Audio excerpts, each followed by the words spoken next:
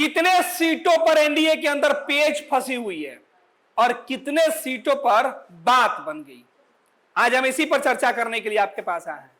दरअसल आज सुबह से बीजेपी के नेता एनडीए के सहयोगी दल के नेताओं के घर जा जाकर मुलाकात कर रहे हैं और इस मुलाकात के बाद यह तय मानी जा रही है कि एनडीए के अंदर सीट बंटवारे की जो तस्वीरें हैं वो धीरे धीरे साफ होती जा रही है। सबसे पहले बीजेपी के एक बड़े नेता के घर पे केंद्रीय मंत्री और जेडीयू के पूर्व राष्ट्रीय अध्यक्ष नीतीश कुमार के सबसे भरोसेमंद नेता ललन सिंह पहुंचे थे। 1.5 घंटे तक वह बैठक चली। उसके बाद केंद्रीय मंत्री और एनडीए के नेता पूर्व मुख्यमंत्री केंद्रीय मंत्री वर्तमान में है जीतन राम मांझी के घर पे बैठक हुई और फिर उपेंद्र कुशवाहा के घर पे। इस बैठक के अंदर क्या कुछ बातचीत हुई है, बीजेपी के नेता कौन सा प्रस्ताव लेकर जा रहे हैं, कौन नाराज हो रहे हैं और कौन मान रहे हैं, इसी पर चर्चा करने के लिए इस वक्त आए हैं। हमारे साथ हमारे वरिष्ठ सहयोगी विवेकानंद जी हैं। विवेका जी, सुबह से बिहार की सियासत में खासतौर पर बीजेपी और एनडीए खेमे में कई चर्चा है। चर्चा यह है कि सीट बंटवारे की बात हो गई है, जेडीयू बीजेपी ने अपनी सीटें फाइनल कर ली और सहयोगी दलों से बात की जा रही है। पहले खबर है कि जीतन राम मांझी नाराज हो गए क्योंकि उन्होंने जिस तरीके की बातें कही वो नाराजगी वाली ही थी। उपेंद्र कुशवाहा ने जिस तरीके से चुप्पी साध लिया है तो नाराजगी की ये खबर है, लेकिन वास्तविक बंद कमरे के अंदर क्या कुछ हुआ और आपके सोर्स क्या कुछ बता रहे हैं? देखिए, बात हम लोग एनडीए की करने यहाँ पर हाजिर हुए हैं। तो एनडीए के अंदर सीट बंटवारे की जो गाड़ी रुकी हुई जो गाड़ी थी वो गाड़ी आगे बढ़ गई है और आप देखेंगे सुबह से जो घटनाक्रम है, जेडीयू या कहें कि पूरे एनडीए में 5 घटक दल हैं जिसमें बीजेपी सबसे बड़ी पार्टी, सबसे बड़ी भूमिका में है।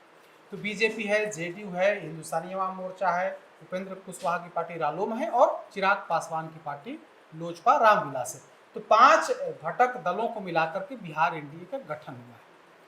अब आज सुबह से घटनाक्रम देखें, 2 बड़े नेता भारतीय जनता पार्टी के किसी दूसरे वरिष्ठ नेता के यहाँ पर मिलते हैं और बात अंदर में क्या हुई है यह तो बताने को कोई तैयार नहीं है, लेकिन खबर यही है कि बीजेपी और जेडीयू के अंदर बहुत कुछ विवाद नहीं है, सब फाइनल हो गया। बीजेपी और जेडीयू मोटा मोटी इन लोगों ने निर्णय ले लिया है कि हमें क्या करना है।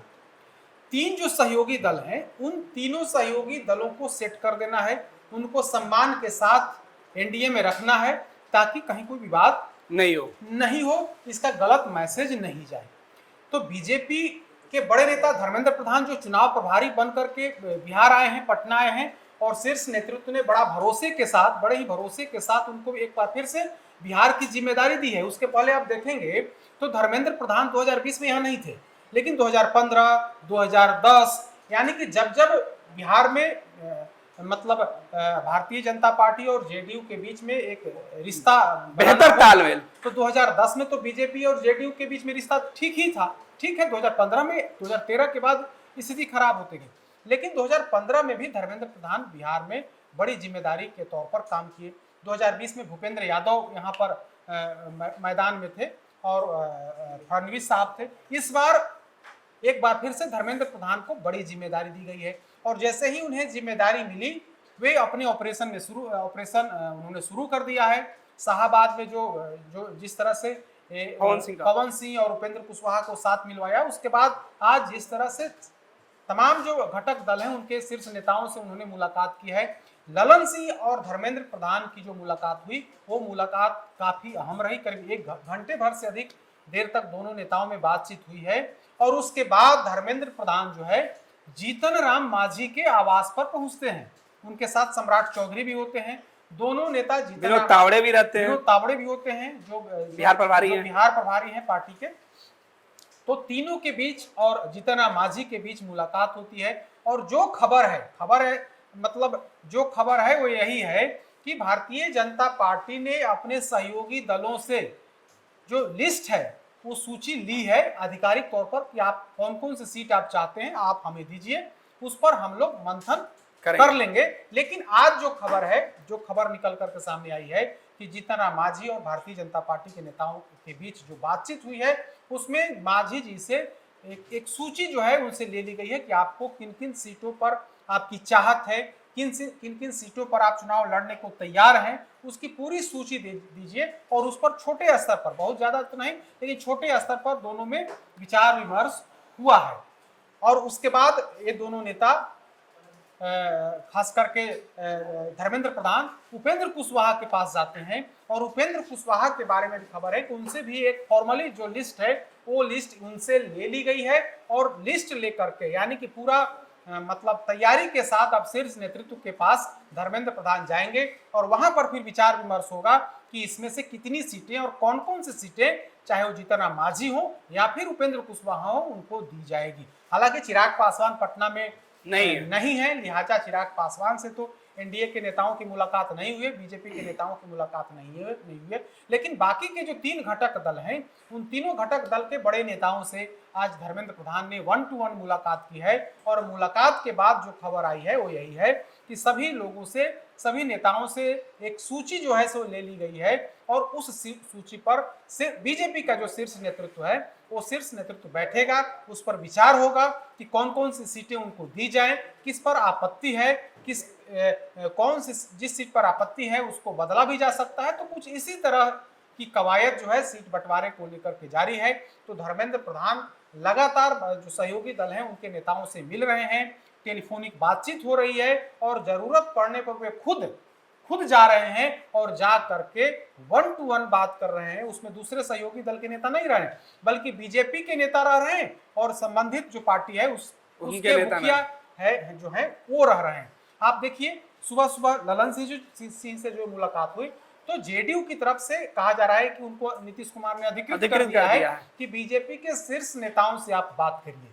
तो बीजेपी के शीर्ष नेतृत्व की तरफ से धर्मेंद्र प्रधान को जिम्मा दिया गया है और धर्मेंद्र प्रधान और ललन सिंह के बीच मुलाकात हुई है और मुलाकात के बाद जो खबर आई है कि बीजेपी और जेडीयू में बहुत ज्यादा मतभेद नहीं है, कुछ सीटों पर पेच है लेकिन उस पेच में ज्यादा मतलब उसको आसानी से सुलझा लिया जाएगा और आने वाला जो 2-3 दिनों का समय होगा, जिस तरह से कहा जा रहा है कि 7 तारीख तक चुनाव की घोषणा हो जाएगी, कुछ उसी समय में यानी कि आप उसको घंटा में कहिए 48 घंटे या 72 घंटे के अंदर बिहार में एनडीए के अंदर भी कहा जा रहा है कि बहुत कुछ स्थिति स्पष्ट हो जाएगी, सीटों पर समझौता हो जाएगा और चुनाव की घोषणा होने के साथ ही एनडीए में सीट बंटवारे के अंदर सीटों के बंटवारे पर फाइनल मुहर लगते ही उसकी घोषणा कर दी जाएगी। उम्मीदवारों की घोषणा बाद में होगी लेकिन कौन दल कितनी सीटों पर चुनाव लड़ेगा, कौन सी पार्टी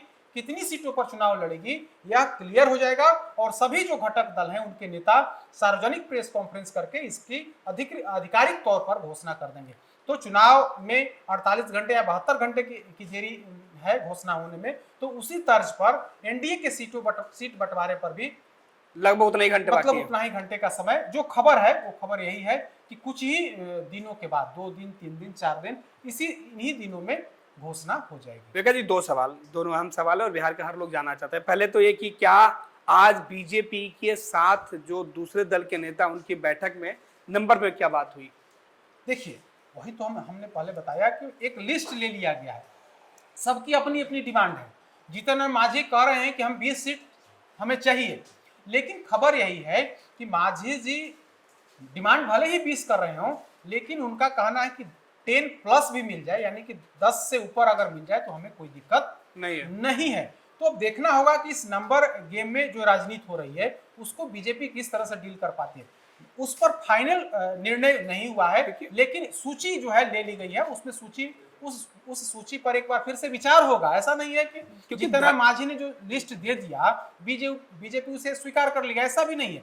बीजेपी ने उस लिस्ट को लिया है, बीजेपी अब अपने स्तर से उसकी समीक्षा करेगी, प्रदेश नेतृत्व से राय लिया जाएगा और उसके बाद अगर लगेगा कि हाँ यह सीट उनको दिया जा सकता है तो फिर दिया जाएगा। उसी तर्ज पर उपेंद्र कुशवाहा का भी है, उपेंद्र कुशवाहा की भी डिमांड है, तो उस डिमांड को बीजेपी संभव नहीं पूरा कर पा, चाहे वो जीतन राम मांझी हो, चाहे चिराग पासवान हो या फिर उपेंद्र कुशवाहा। जो डिमांड है उस डिमांड को 100% फुलफिल नहीं किया जा सकता है, उसमें समझौता होगा, बार्गेन होगा। अब देखना होगा कि उसमें क्या कुछ होता है, बीजेपी कितनी सीट इन लोगों के लिए छोड़ती है। क्योंकि आप देखिएगा तो 2020 और 2025 में अंतर है, क्योंकि इसमें चिराग पासवान की भी एंट्री इस बार है। 2020 में वो स्थिति नहीं थी, लिहाजा मतलब और हालांकि उसमें मुकेश सहनी की पार्टी साथ में थी, तब जो है सीटों का बंटवारा हुआ था, तो 122 और 121 हुआ था। 122 जेडीयू के खाते में और 121 जो है सो वो बीजेपी को मिला था। तो बीजेपी ने अपने हिस्से से 11 सीटें मुकेश सहनी को दी थी और नीतीश कुमार ने अपने खाते से 7 सीट जो है 122 में 7 सीट जीतन मांझी को दिए थे। तो नीतीश कुमार 115 सीट पर और बीजेपी लड़ी थी 110 सीटों पर। इस बार चूंकि चिराग पासवान की एंट्री है और चिराग पासवान का डिमांड ज्यादा है, चिराग पासवान का डिमांड ज्यादा है, उसमें उपेंद्र कुशवाहा भी इस खेमे में नहीं थे, तो जो घटक दल है उनकी संख्या बढ़ गई है। तो वैसी स्थिति में कुछ न कुछ तो समझौता करना पड़ेगा, जबकि सहयोगी दल की डिमांड लगातार बढ़ती जा रही है। तो वैसी स्थिति में बीजेपी को ही और नीतीश कुमार की पार्टी जेडीयू को ही कहीं ना कहीं सीट से समझौता करना पड़ेगा। और खबर यही है कि दोनों लगभग बराबर 100 और 101 सीटों पर ये लोग चुनाव लड़ेंगे और बाकी का जो 42 सीट बचता है उसमें सहयोगी दलों के बीच वितरित किया जाएगा। अभी तक की खबर यही है। अब देखने वाली बात होगी क्या कुछ होता है, बीजेपी कितना इन लोगों पर मतलब दबाव डाल करके इनको पीछे ला पाती है, या बीजेपी पर निर्भर है, क्योंकि चिराग पासवान लगातार जिस तरह से उनकी पार्टी की गतिविधि है, उनकी पार्टी के लोग जिस तरह से बात कर रहे हैं, तो उसमें लगता है कि अभी और इसमें इंटरनल राजनीति होगा। लेकिन जिस हिसाब से आज तेजी बढ़ी, मतलब एक्टिविटी बढ़ी है, उसमें लगता है कि जल्दी ही कुछ न कुछ नतीजा। गुंजाइश कहाँ है, क्योंकि चिराग पासवान केंद्रीय मंत्री हैं, जीतन मांझी केंद्रीय मंत्री हैं, उपेंद्र कुशवाहा बीजेपी की वजह से राज्यसभा में है, तो नाराज होने का भी कोई उम्मीद बन रहा है, कोई चांस दिख रहा है आपको? देखिए, तो बीजेपी तो यही सोच रही है ना कि ये लोग जाएंगे कहाँ।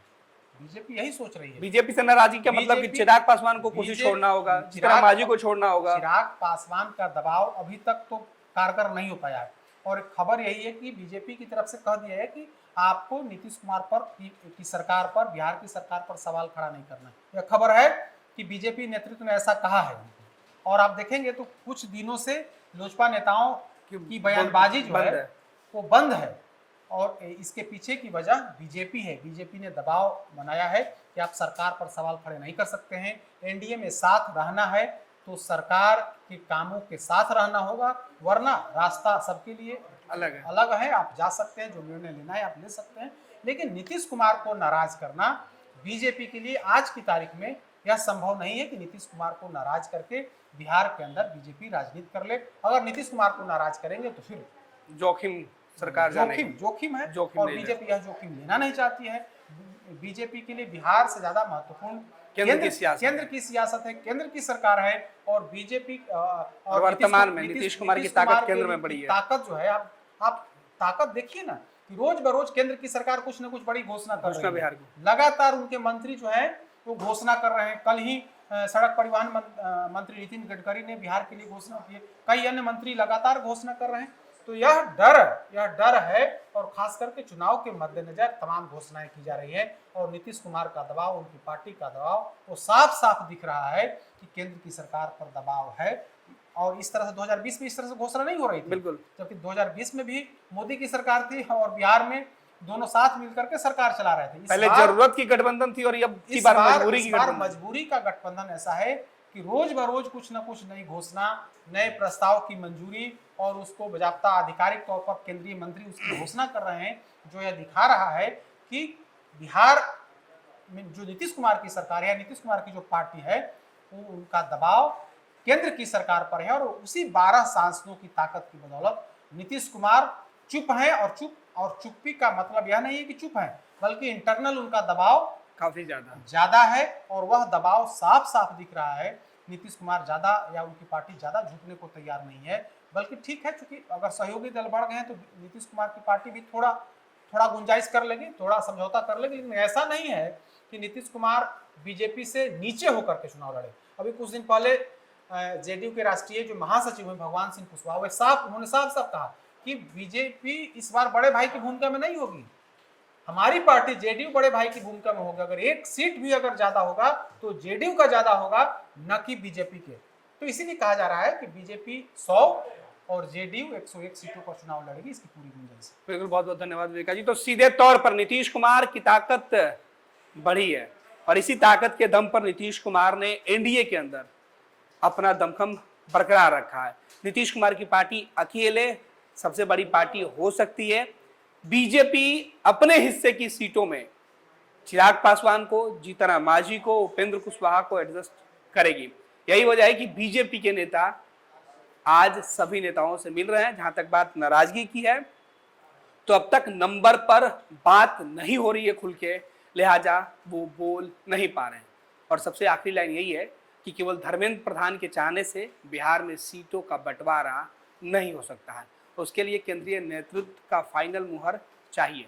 धर्मेंद्र प्रधान जो सूची लेकर जाएंगे उस पर केंद्रीय नेतृत्व फैसला लेगी और उसके बाद ही एनडीए में सीट बंटवारे के फाइनल जो तस्वीर है वो निकल के सामने आई।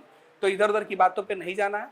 जो लोग खबर चला रहे हैं कि बिहार में एनडीए के अंदर दरार है, नाराजगी है, उसकी गुंजाइश फिलहाल हमें तो नहीं दिखती है। पनोरमा ग्रुप, जो सोचता है वो करता है। आपके अपने सपनों का आशियाना। ये लो मुंह मीठा करो, आज मैंने अपना जॉब छोड़ दिया। अब हम पूर्णिया वापस जाएंगे। जॉब छोड़ दिया है? मतलब ये घर कैसे चलेगा? हम करेंगे क्या? और माँ बाबूजी क्या बोलेंगे? इसलिए मैं एक और मिठाई का डब्बा लाया। अपने बिजनेस के लिए लोन अप्रूव हो गया। अरे लोन अप्रूव हो गया वो तो ठीक है, लेकिन पूर्णिया में हम रहेंगे कहाँ? अपना घर भी तो नहीं है वहाँ। इसलिए तो एक और मिठाई का डब्बा अलग से लाया हूँ। हमने पूर्णिया में घर ले लिया है, पूर्णिया के ई होम्स पैनोरमा में। पूर्णिया में पैनोरमा ग्रुप लेकर आए हैं ई होम्स पैनोरमा। बड़ा घर, आलीशान जिंदगी और अत्याधुनिक सुविधाओं के संग। अरे अरे, अब क्यों मुंह मीठा करवा रही हो? क्योंकि हम घर वापसी जो कर रहे हैं। घर वापसी की खुशी पूर्णिया में ई होम्स पैनोरमा के संग। ई होम्स पैनोरमा, लग्जूरियस,